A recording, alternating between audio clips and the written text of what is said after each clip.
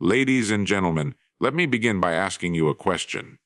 If we were to gather 100 young men and women at the age of 25, all filled with hope, ambition, and dreams of success, and then follow them until the age of 65, what do you suppose we would find? The answer may startle you. Only 5 of them will achieve true success. Only 5 will live the kind of life they once imagined. The other 95, they will fall short, not because they lacked intelligence, not because opportunity didn't knock, but because they never learned the most important secret of all. We become what we think about. This is the foundation of what I call the 5% mindset. Most people never succeed because they never set a clear direction for their lives. They drift like ships without a rudder, carried wherever the winds of circumstance decide to take them. The 5% are different. They choose a goal. They define it with clarity. They say to themselves, "This is what I will become, and I will not deviate until I have reached it." Success is not an accident. It is the progressive realization of a worthy ideal. And those who realize it are those who have chosen to think, to act, and to live deliberately. Why do the 95% fail? Because they conform. They look to the person on their left and on their right and assume that if everyone else is doing it, it must be right. They never ask themselves, "Is this what I truly want? Is this the direction I should follow?" Conformity is the enemy of greatness.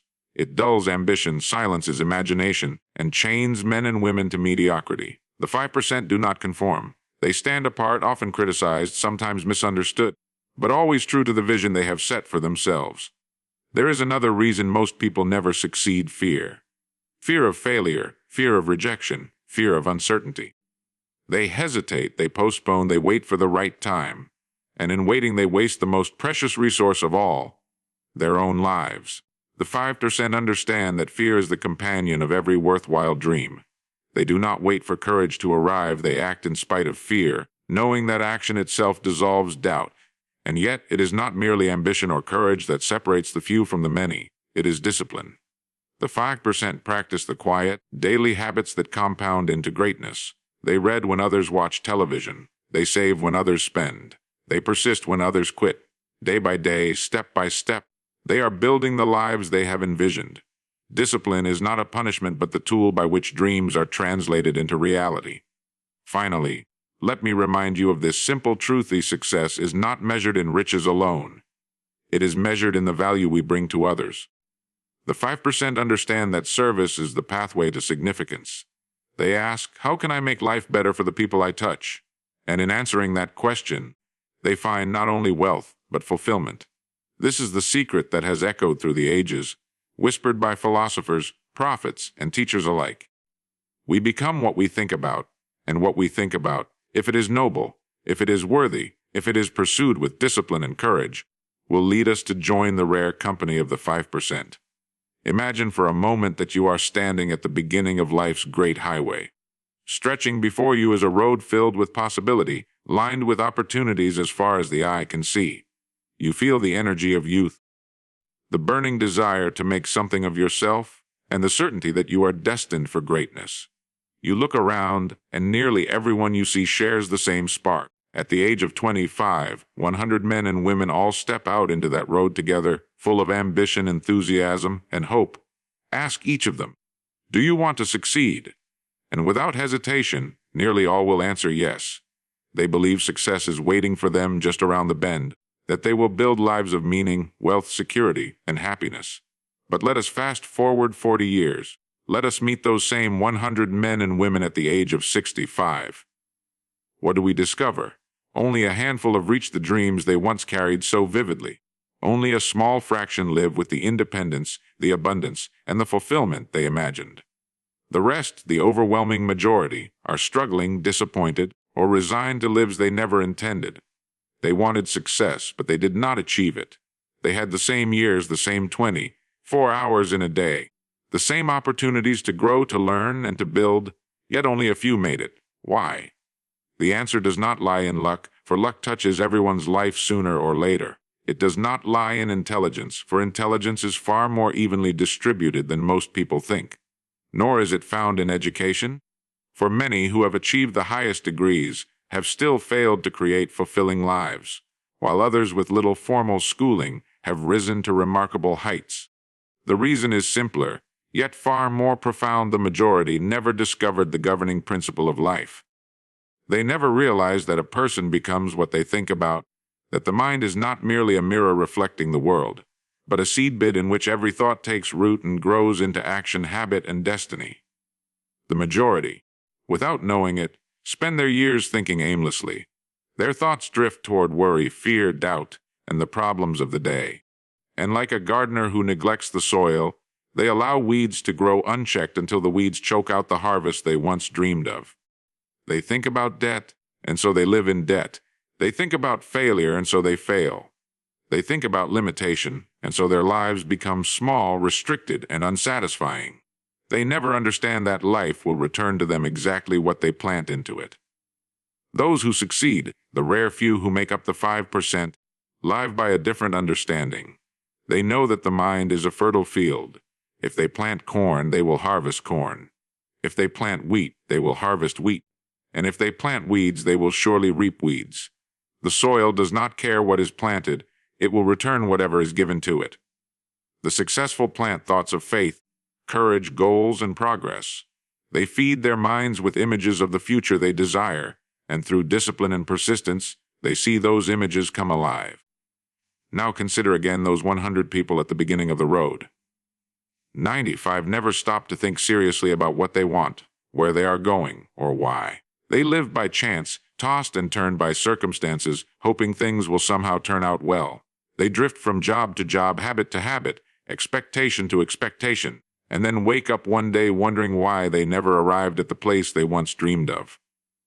The 5, however, took the time to choose. They defined what success meant to them, not to their neighbor, not to their parents, not to the crowd, but to them. And once they chose, they committed themselves to the steady, progressive realization of that goal. The difference between the few and the many is not dramatic in the beginning. At first glance, you would hardly see it. But as the years unfold, the difference becomes enormous. The 95 look for security, and so they settle for conformity. They follow the crowd, believing safety lies in numbers, not realizing that the crowd itself is heading nowhere. The 5 look for growth, for challenge, for purpose. And while they too encounter setbacks, hardships, and failures, they keep their eyes fixed on the path they have chosen. Their thoughts remain aligned with their goals, and slowly, surely, the harvest begins to appear. What lesson can we draw from this? It is that success is not a matter of chance. It is not reserved for the fortunate or the gifted. It is the natural consequence of a mind directed toward a worthy purpose. Every man and woman, regardless of background, talent, or circumstance, has the ability to choose what they think about, to decide what they will pursue, and to discipline themselves to hold that vision until it becomes real. Those who learn this truth join the 5%. Those who ignore it, whether by neglect, fear, or conformity, remain among the 95. And so the first and greatest step toward success is understanding the extraordinary power of thought. A person becomes what they think about, nothing more and nothing less. The mind is the master and life is its faithful servant. If we think of defeat, we will be defeated. If we think of progress, we will progress. If we think of success, we will succeed. For as surely as the seed follows the soil, so will our lives follow the thoughts we plant each day. There is something curious about human beings. We are the only creatures on earth endowed with imagination, yet most people rarely use it to chart a course for their lives. They use it to worry, to daydream without action, to escape reality, but not to construct a definite plan of who they want to become and what they want to achieve. And this is where the great divide begins. The overwhelming majority move through life without a clear destination. They get up in the morning, they go to work, they return home. They repeat the cycle, and somewhere deep inside, they hope that this repetition will magically lead them to success. It never does. Without a definite purpose, they are like a ship leaving harbor with no map, no compass, and no captain at the wheel. Inevitably, it will drift wherever the tides push it, and it will almost certainly run aground. Success, however, always begins with clarity of purpose. Those who rise above the crowd decide, early on, exactly where they are going. They define a goal that excites them, that challenges them, that gives them a reason to rise in the morning. They do not speak vaguely of wanting to be successful or hoping to be happy. They choose a specific destination. They say, I will build this business, or I will master this craft, or I will serve in this way.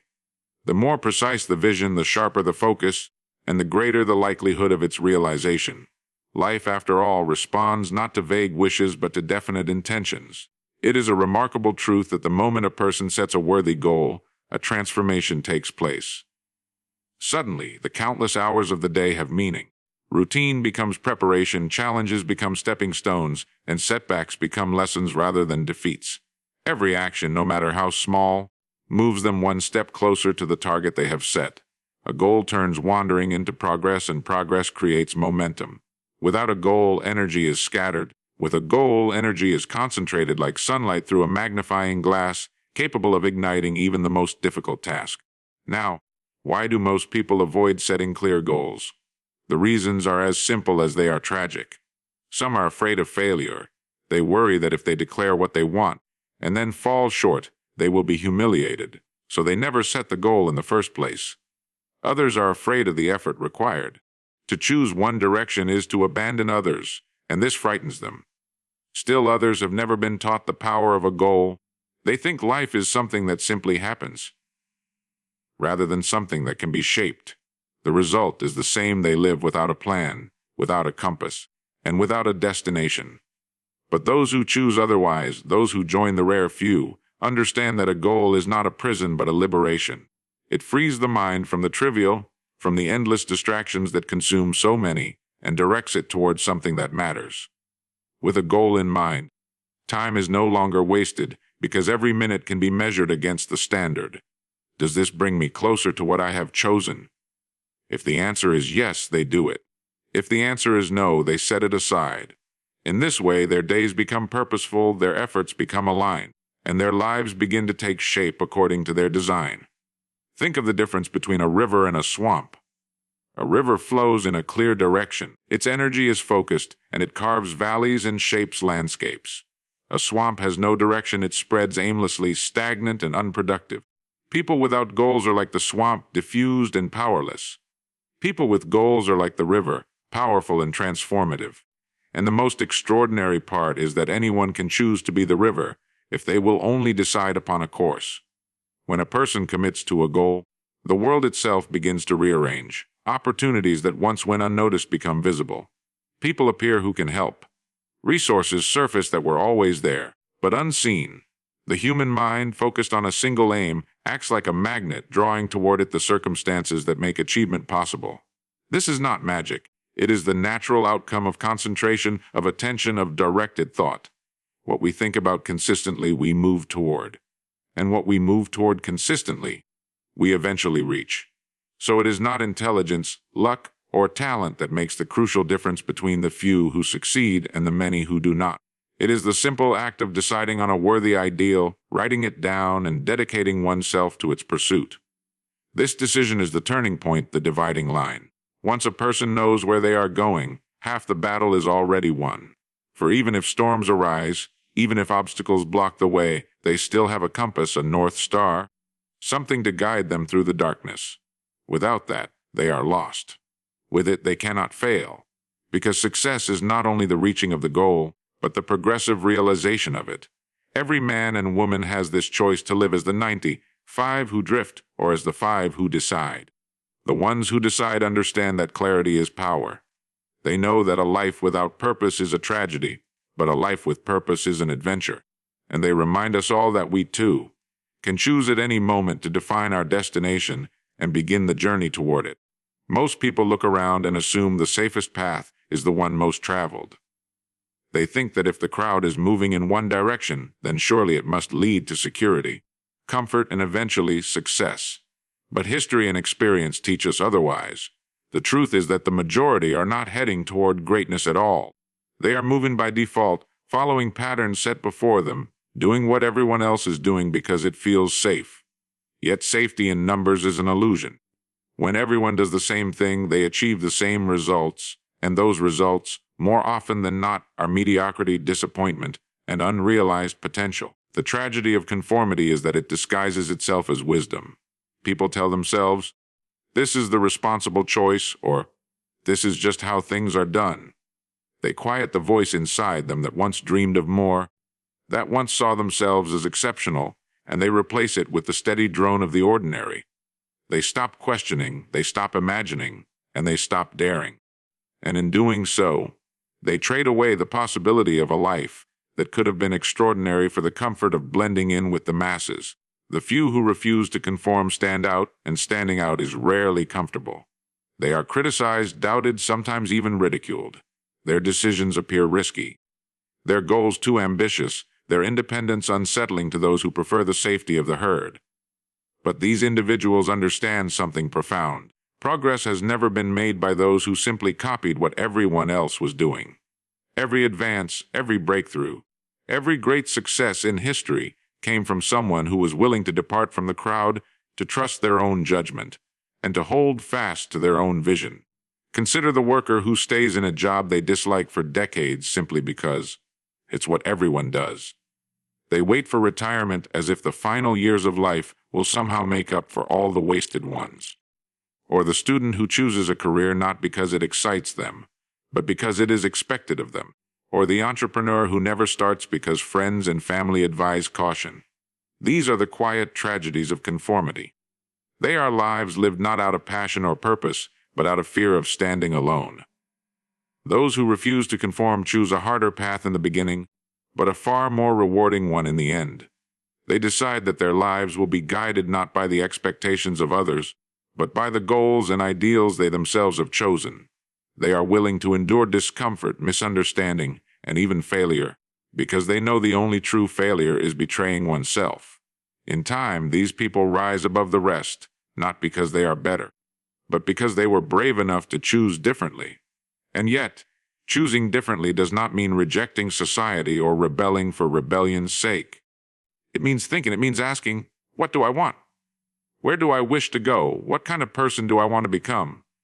It means refusing to live on autopilot, refusing to accept the assumption that the crowd knows best. For the crowd does not know, the crowd only follows. The few who step away from conformity discover a power that others never taste, the power to shape their own lives according to their own design. This choice, to think independently, to live deliberately, is what separates the majority from the minority. One person says, I must do what my neighbors do, what my parents did, what society expects. Another says, I will decide for myself, and though the road may be lonelier, it will lead me where I wish to go. One lives in quiet frustration, always sensing they were meant for more. The other, even in struggle, finds meaning, because their struggle is towards something they chose. It is easy to conform. It requires no courage, no discipline, no clarity. It is difficult to choose your own way. It demands that you face uncertainty, that you carry responsibility, that you sometimes endure criticism. But the reward is worth every sacrifice, because the reward is freedom. Freedom from regret, freedom from the weight of other people's expectations, freedom to look back at the end of life and say, I lived as I intended, not as I was told. So the real danger is not in standing apart from the crowd. The real danger is in blending in so completely that you lose yourself. To conform is to shrink your dreams until they fit the mold others have handed you. To think independently is to stretch your life until it reaches the size of your own imagination. And in that stretch, in that refusal to settle for what everyone else accepts, lies the path to the rare kind of success that only the few will ever know. Fear is the silent thief that robs more men and women of their dreams than poverty or misfortune ever could.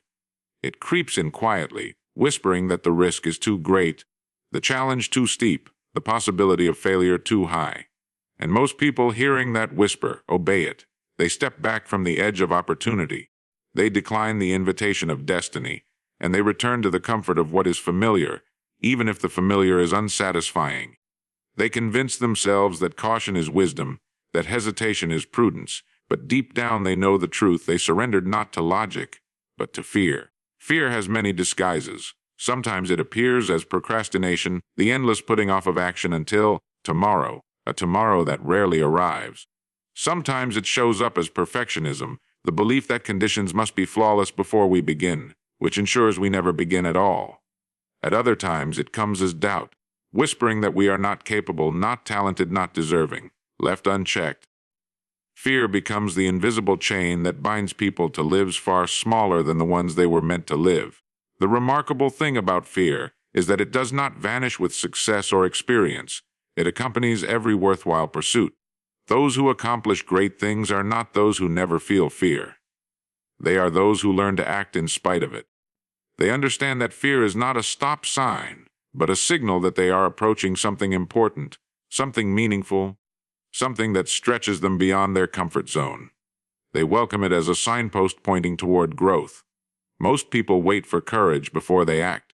They believe that once they feel brave, then they will take the leap. But courage is not a feeling, it is a decision. It is action in the presence of fear, not the absence of it. The paradox is that only through action does courage grow. The first step is always the hardest, but once it is taken, fear begins to lose its grip. The second step is easier, and the third easier still, until what once seemed impossible becomes routine. The few who succeed know this secret. Courage is not something granted, it is something built through motion. Think of a child learning to swim. At first, the water is frightening. The child clings to the edge, certain that letting go will mean sinking. But with each attempt, with each small stroke, confidence grows, until one day the water that once represented danger becomes a place of freedom and play. Life works the same way. The things that terrify us at the beginning are often the very things that, once mastered, become our greatest sources of strength. Fear also feeds on imagination misused. The mind paints vivid pictures of failure, rejection, embarrassment, and disaster, and the body reacts as though those images were real. But just as imagination can enslave, it can also liberate. By consciously directing the mind to envision success, to imagine positive outcomes, to picture the rewards of persistence, we can replace the paralyzing images of fear with the empowering images of possibility. What we dwell upon becomes our reality, and this includes the thoughts we entertain when fear tries to take hold. Consider how many dreams have been buried not by external obstacles, but by internal hesitation. A writer never writes the book because they fear rejection. A leader never speaks up because they fear criticism. An inventor never launches their idea because they fear ridicule. In each case, the world is deprived not because the dream was impossible, but because the dreamer allowed fear to silence them. The greatest regrets are not of the risks taken, but of the opportunities missed, the chances never seized. Those who rise above fear understand that failure itself is rarely fatal. A failed attempt is not the end of the road, but a bend in it. Each failure brings knowledge, resilience, and experience that cannot be gained any other way. To fear failure is to fear learning, and to fear learning is to fear living. The irony is that the people most desperate to avoid failure often fail the most profoundly, because in avoiding risk, they achieve nothing at all. The truth is this: fear will always be present when the goal is worthy. It will accompany every new venture, every bold decision, every step into the unknown. But it does not have to control us. We can acknowledge it, even respect it, but we must not bow to it. Fear loses its power the moment we refuse to let it dictate our choices. And once it loses its power, we discover that the boundaries we once thought unbreakable were only illusions. So the real question is not whether fear will appear, but how we will respond when it does. Most people turn back, a few move forward, and those few, by choosing action over paralysis, open doors that the timid will never even see. For on the other side of fear lies growth, opportunity, and the realization of potential. And those who learn this truth do not wait for courage. They create it, step by step, decision by decision, until fear becomes not an obstacle, but a companion on the road to success. Discipline is the bridge that carries a person from desire to achievement. Without it, even the brightest goals fade into daydreams, and the strongest intentions collapse under the weight of distraction. Most people fail not because they lack intelligence, or talent, or even opportunity, but because they never learn to master themselves. They set out with enthusiasm, but enthusiasm alone cannot sustain them. When the excitement wears off, when the work becomes tedious, when results take longer than expected, discipline is the only force that keeps them moving forward. The essence of discipline lies in doing what must be done whether we feel like it or not. Feelings are fleeting, unreliable, and easily swayed by mood, environment, and circumstance. One day the work feels inspiring, the next it feels heavy and dull. If success depended on feelings, no one would ever reach it. Discipline overrides emotion and insists on consistency. It says, "This is the course I have chosen, and I will walk it step by step, no matter how I feel today." And in that steadiness lies greatness. The majority avoid discipline because it appears restrictive. They see it as chains, a loss of freedom, a denial of pleasure. Yet the opposite is true. Lack of discipline enslaves, discipline liberates. The person who cannot control their habits is ruled by them. The one who cannot master their impulses is a servant to them.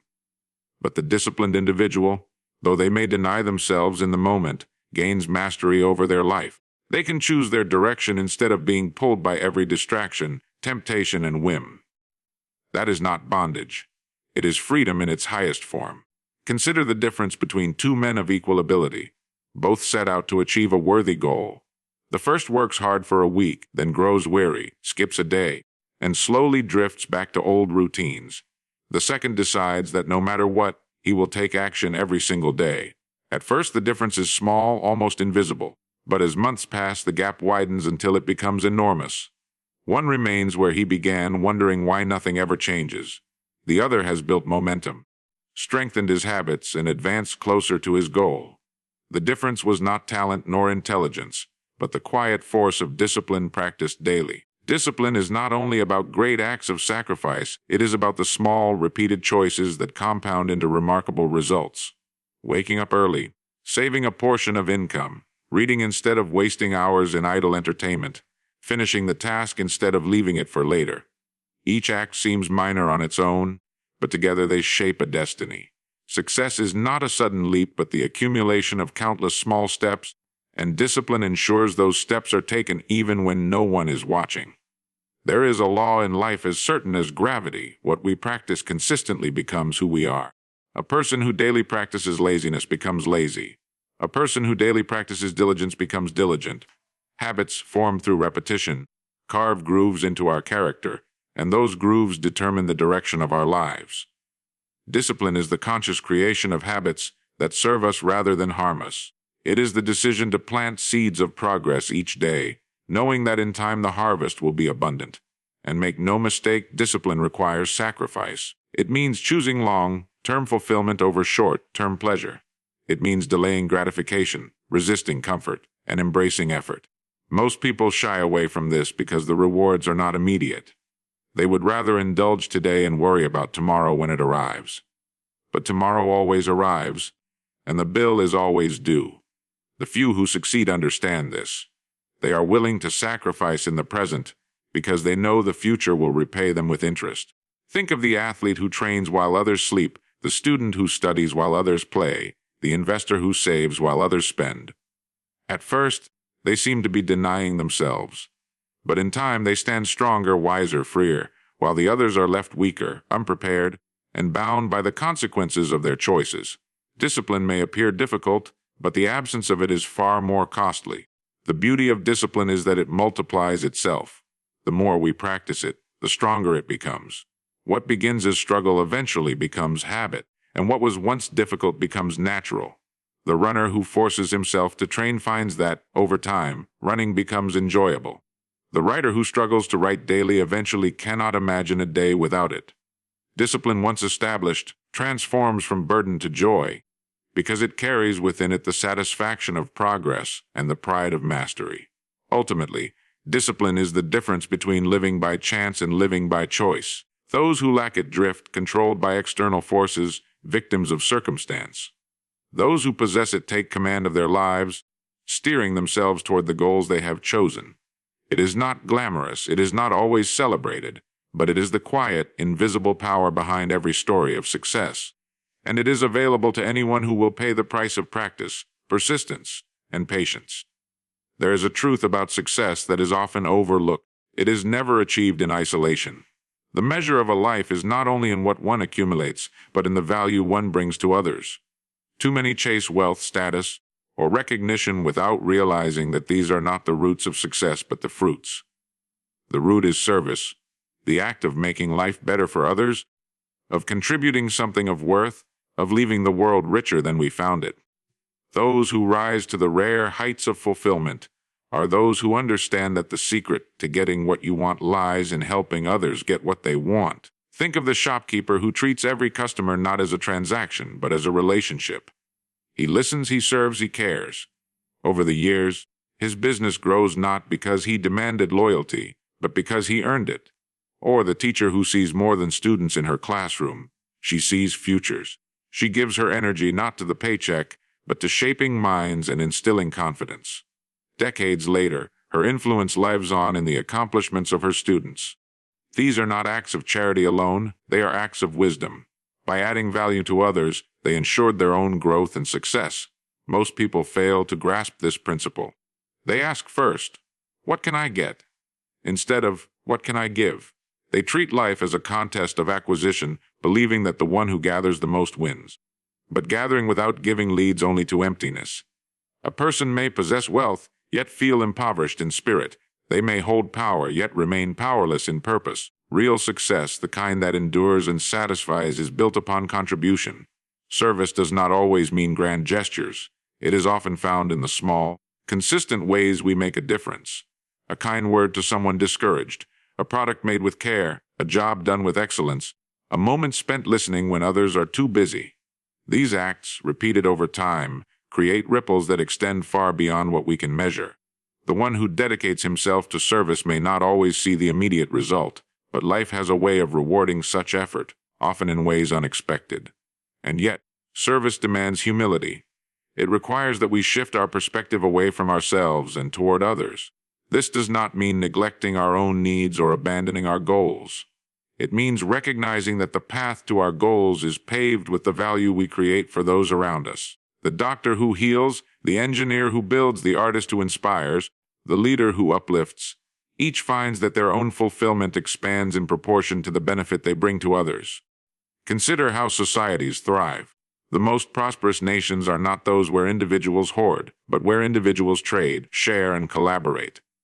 Each person specializes, each person contributes, and together they create abundance. The same is true in personal success. The person who lives only for themselves will always be limited by their own capacity. The person who lives to serve multiplies their capacity because they harness the energy, trust, and support of countless others. There is also a deeper satisfaction that comes from service, the knowledge that one's life has meaning beyond the self. To know that someone is happier, healthier, wiser, or freer because of your efforts is a reward no bank account can equal.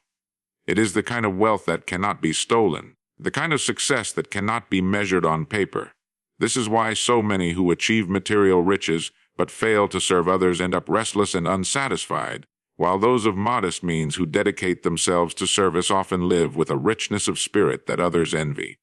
Service, however, is not accidental. It requires intention. It asks us to look at the world with different eyes, to see opportunities to give where others see burdens, to ask, "How can I help?" instead of, "Why should I bother?" It requires consistency, for sporadic service may feel good in the moment, but it is the steady, habitual commitment to adding value that builds a legacy.